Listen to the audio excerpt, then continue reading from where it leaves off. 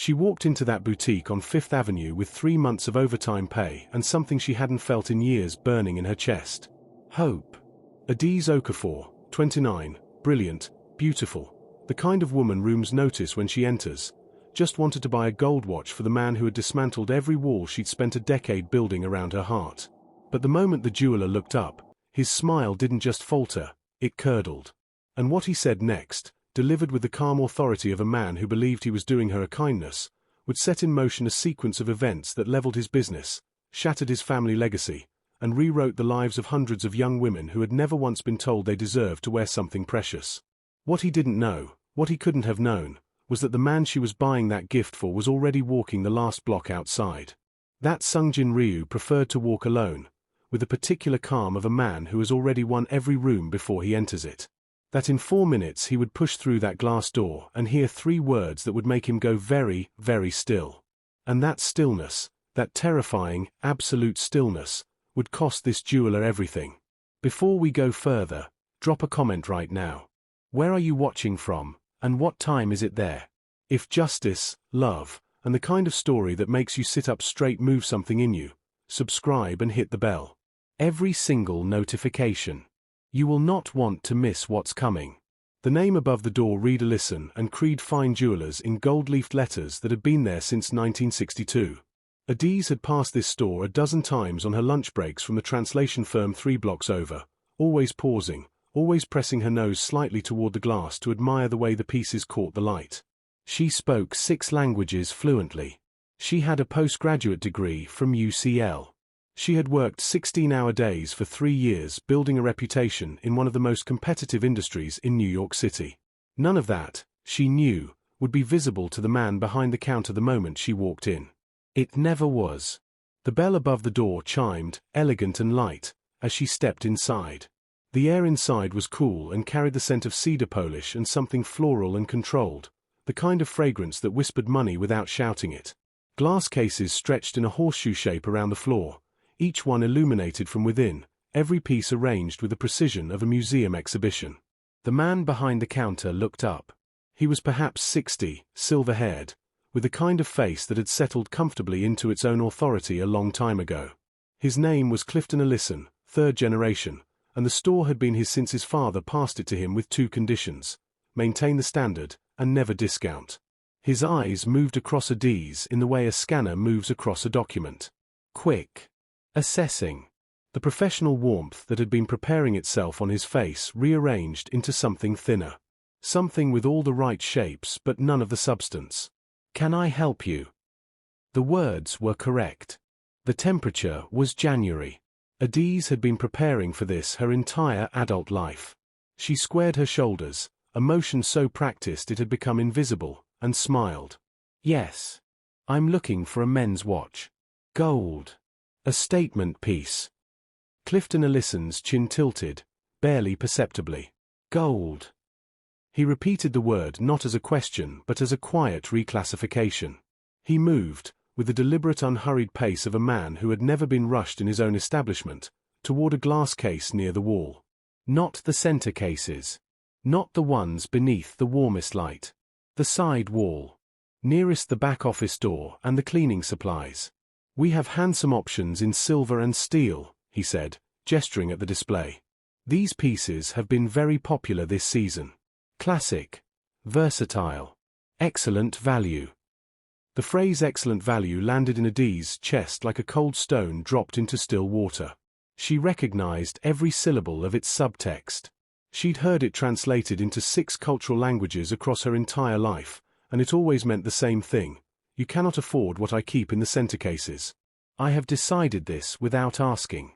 I'd like to see the gold pieces, please, she said, keeping her voice level, professional, and absolutely clear.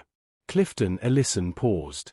He turned back to her slowly, and then came the smile. The one that was worse than hostility because it was dressed as helpfulness. The one that said, I am about to benefit you whether you like it or not. My dear, he said, and the words my dear did something terrible to the air between them. I have been in this business for 31 years. And I feel it's part of my professional duty to be honest with patrons rather than simply tell them what they want to hear.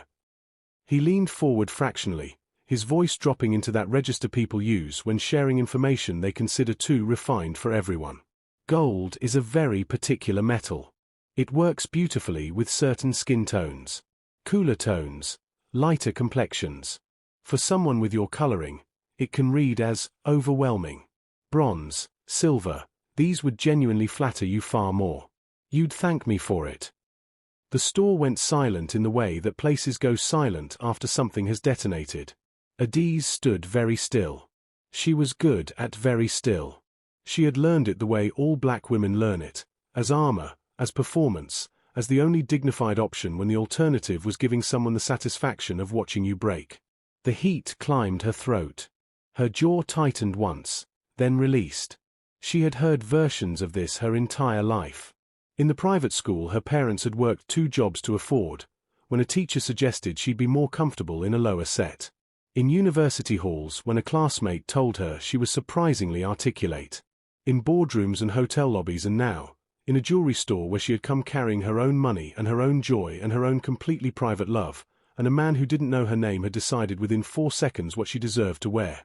"I would like," Adiz said, her voice coming out quieter than she intended, each word placed like a stepping stone over rushing water, "to see the gold watches. In the center case. The ones with the price tags you assumed I couldn't read." Something moved across Clifton Ellison's face. It was not shame. It was the mild irritation of a man who considered himself generous being told his generosity was unwelcome. He opened his mouth. The bell above the door chimed. And the air in Ellison and Creed Fine Jewelers changed its entire character. Sungjin Ryu walked through the door and the store seemed to remember it had been holding its breath. He was not a tall man, 5'11", perhaps, but he occupied space the way storms occupy coastlines. He wore a charcoal suit that had been cut specifically for his body, and on his left wrist, visible where the cuff fell back, sat a watch that cost more than Clifton Ellison's mortgage. The tattoos climbing his neck above his collar were the only part of him that looked like they hadn't been arranged with careful intention. A phoenix mid-resurrection on the left side, its wings curving up toward his jaw. His face was Korean, composed, and utterly unreadable. 2 men in dark clothing had stopped on the pavement outside without being instructed to. They were very good at standing like they weren't watching everything. Sungjin's eyes found Adiz immediately, the way they always found her, as if some internal compass had been recalibrated the day he met her. He read her face in under a second. He was extraordinarily good at reading faces. It was, in certain circles, considered one of his most dangerous qualities. Adiz. His voice was low, textured, the kind of voice that didn't need volume. "Is everything all right?" Clifton Ellison's color changed. "If your blood is boiling right now, good. It should be. Hit subscribe before we continue, because what Sungjin does next is going to make you understand exactly what it looks like when real power decides to stop being quiet. Let's continue. Don't you dare click away. Here is what most people don't understand about men like Sungjin Ryu. They don't shout. They don't posture. They don't need to perform anger because in their world, anger isn't a performance, it's a decision.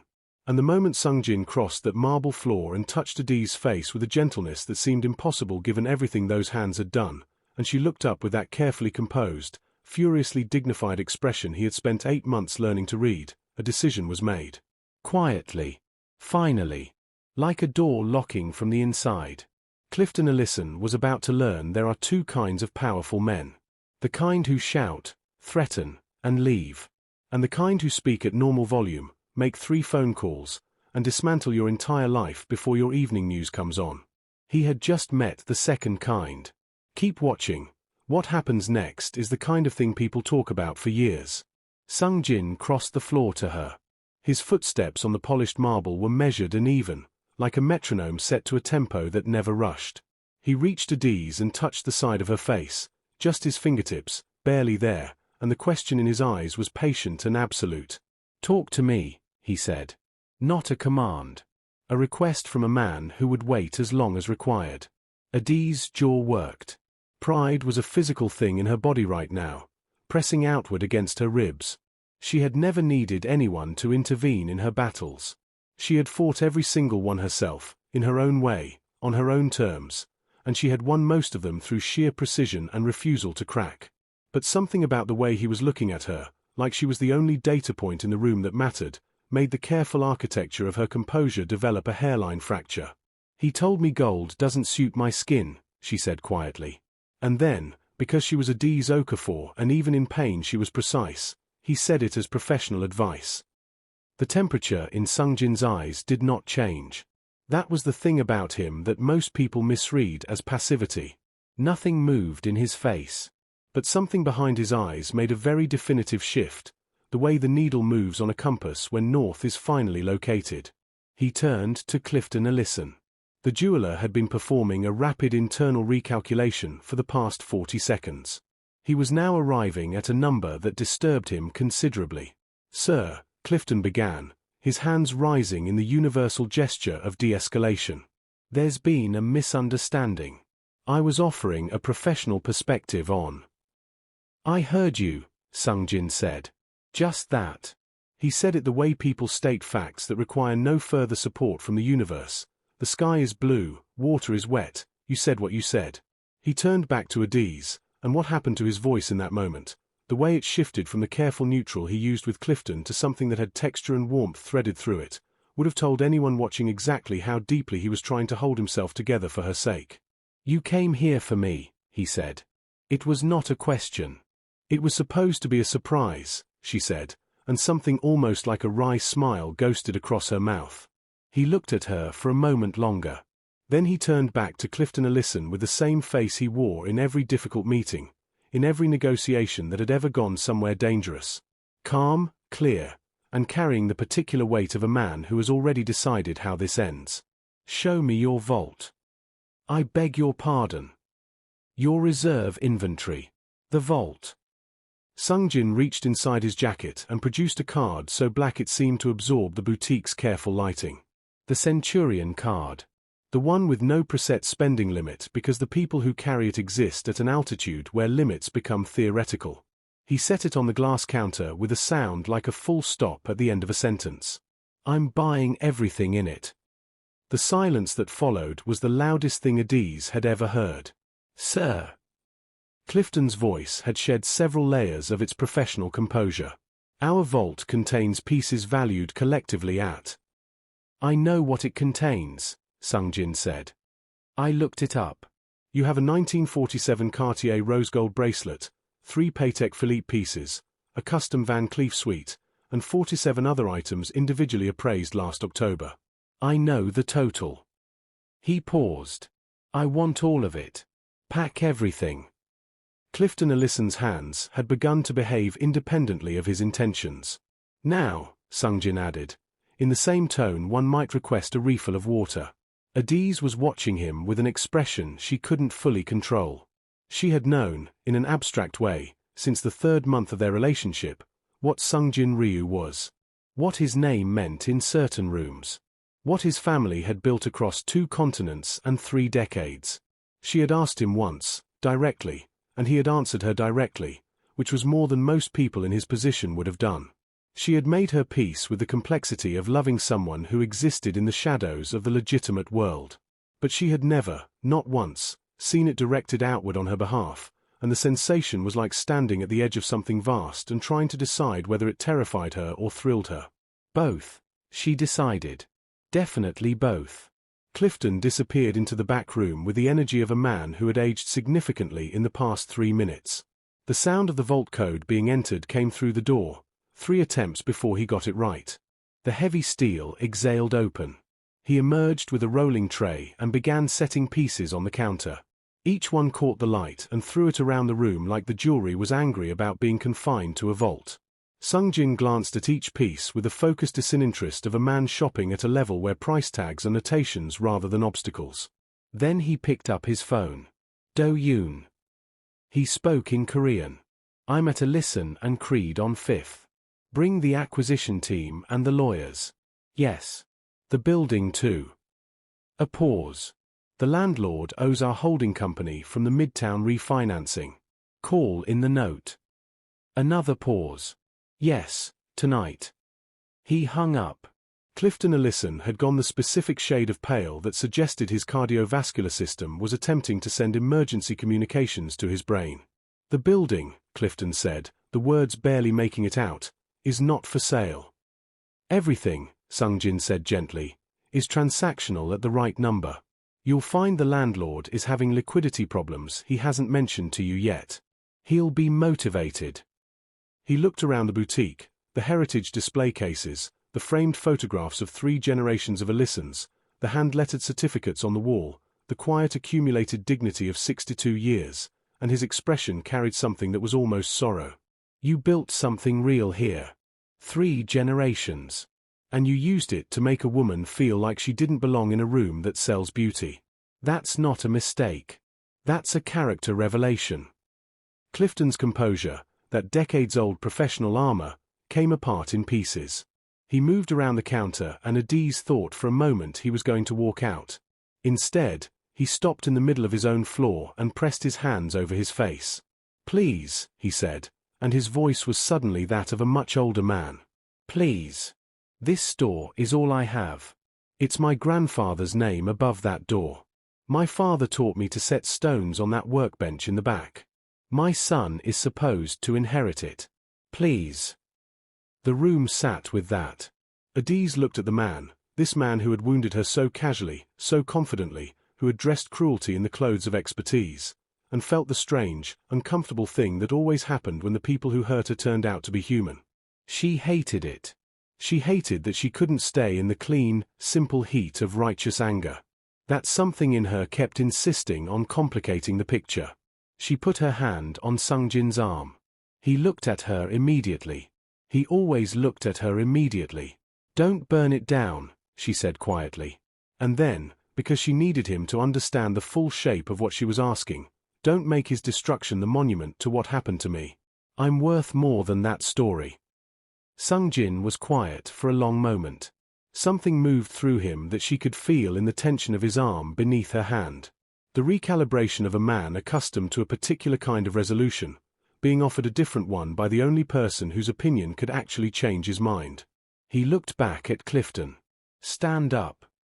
Don't even think about closing this.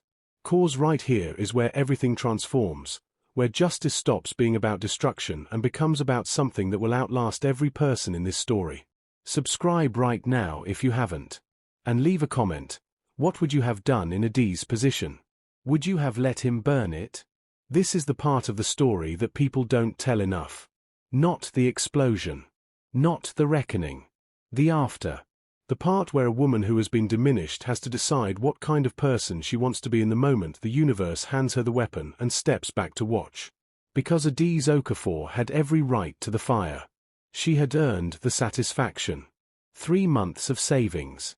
A lifetime of being told, in 100 different languages, that she was too much of one thing and not enough of another. And now the man who'd added one more wound to that collection was on his knees in his own store. She could have nodded and walked out and let Sung-Jin reduce a listen and creed to a memory. No one would have blamed her. But Adiz Okafor had never been interested in being someone no one could blame. She had always been interested in being someone she could be proud of at 3 in the morning, when the audience is gone and it's just you and the mirror. What she chose in the next 60 seconds would change more lives than either of them could have imagined standing on that marble floor. This is the act that will stay with you. Don't look away. Clifton Ellison got to his feet with the careful movements of a man whose certainties had been surgically removed from his body. He stood in the middle of his own store looking like a man in a house after the furniture has been taken. Technically the same room, but fundamentally altered. Sung-Jin placed his hands in his pockets and looked at Clifton with an expression that had been cleaned of all its heat, leaving something that was almost clinical in its clarity. "I'm still buying the vault inventory," he said. "That part is not negotiable. Not because I want the pieces.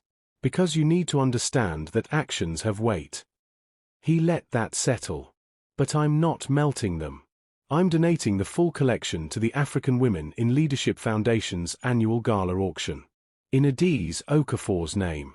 With a press release that explains, in full, exactly why." Clifton closed his eyes briefly. The press release was, in certain ways, worse than the melting. "The building I'm buying," Sung-Jin continued. "I have a use for it.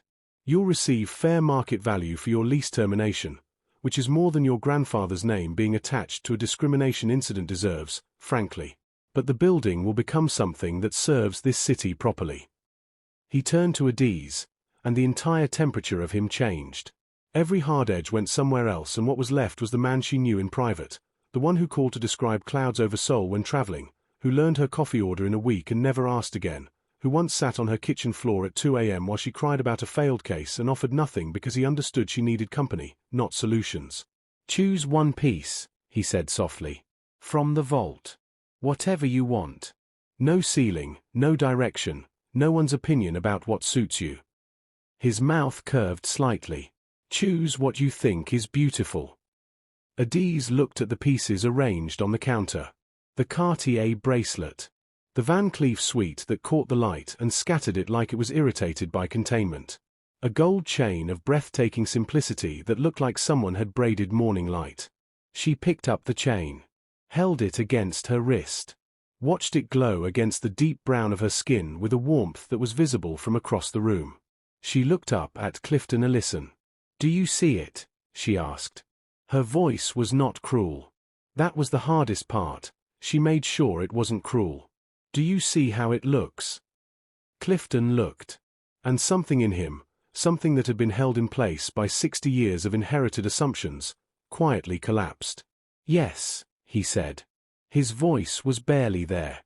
"I see it." "Then that's your lesson," Adiz said. "Not the money. Not the vault. That's it, right there. See people. It's not complicated. It's just a choice. Have it sent to Mr. Park in Koreatown," she told Sungjin. "I'd like him to engrave it. I'll design what goes on it." Sungjin nodded, already reaching for his phone, and the small smile on his face was the kind that people only show when no one is watching, or when they're with someone they trust enough to be seen by.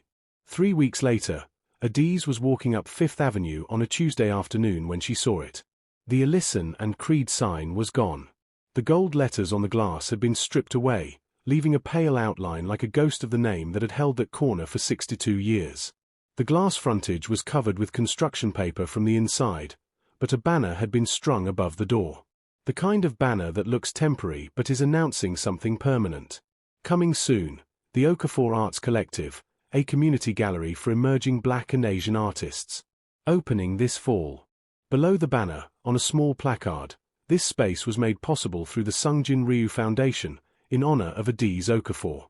Because beauty has no address, and art belongs to everyone who reaches for it. Adiz stood on the pavement for a long moment, looking at her name on the side of a building on Fifth Avenue. She thought about the girl who had grown up in Lagos, then London, then New York, translating words between worlds, learning to make herself legible to rooms that didn't naturally include her. She thought about her parents, who had built their lives around the radical belief that their daughter deserved every room she walked into. She thought about the morning she had walked into Ellison and Creed with 3 months of overtime pay and been told, gently and with expertise, that she was the wrong kind of person for the things she wanted. She lifted her wrist. The gold chain Mr. Park had crafted caught the afternoon light and did something to it, transformed it, gave it back warmer and more golden than it had arrived. He had worked with her for an entire afternoon on the design. He had asked what story she wanted the piece to tell. He had never once told her what he thought she should wear. The engraving on the inside read, in both Igbo and Korean, "You were already gold." Sungjin had chosen the Korean. She had chosen the Igbo. Mr. Park had set them side by side like they had always belonged together. She heard footsteps behind her, unhurried, even, measured, and didn't turn around because she didn't need to. "You're staring at your own name," Sungjin said, coming to stand beside her. "I'm allowed," she said. "You are," he agreed. They stood together on the pavement, looking at the building that had been remade. Somewhere inside, workmen were pulling out the old display cases and laying new floors. Artists were being selected from a panel of community members, educators, and 3 gallerists she respected. The first exhibition would feature 17 artists, 12 of whom had never shown work in a commercial space. She thought about Clifton Ellison, who had, per the settlement terms Sungjin's lawyers negotiated with unexpected fairness, agreed to attend a restorative justice process and fund 2 annual scholarships at a design school in Harlem. He had not been destroyed. He had been redirected. She wasn't sure yet how she felt about that. Some days it felt like wisdom. Some days it felt like more grace than he'd earned. She supposed that ambivalence was also allowed. "Are you happy?" Sung Jin asked. Not performing the question. Actually asking it, the way he asked everything, like the answer mattered to the functioning of his world. Adiz thought about it properly. "I'm becoming it," she said. "That's better." He turned to look at her. She turned to look at him. Between them was everything that had happened since a bell above a door had chimed and the world had briefly made itself smaller than she was, and then, because of a man who stood very still and made 3 phone calls, been forced to grow back into its proper size. On her wrist, the gold caught the last of the afternoon sun and held it. Not because anyone had told her it suited her. Because it was hers. Because she was there. Because she had decided. Final Seat A. If this story stayed with you, if something in it named an experience you've lived or a feeling you've carried quietly for too long, we want to hear from you. Have you ever been made to feel like you were the wrong kind of person for something beautiful? Have you ever had to choose between the satisfaction of destruction and the harder work of transformation? Have you ever been truly seen by someone who then acted like the whole world should have been doing it all along? Tell us your story. We read every single one. And if you believe stories like this matter, stories about dignity, reclamation, and the kind of love that doesn't just hold you but expands the space you're allowed to occupy, subscribe. Share this. Send it to someone who needs to hear that the gold was always theirs. Because it was.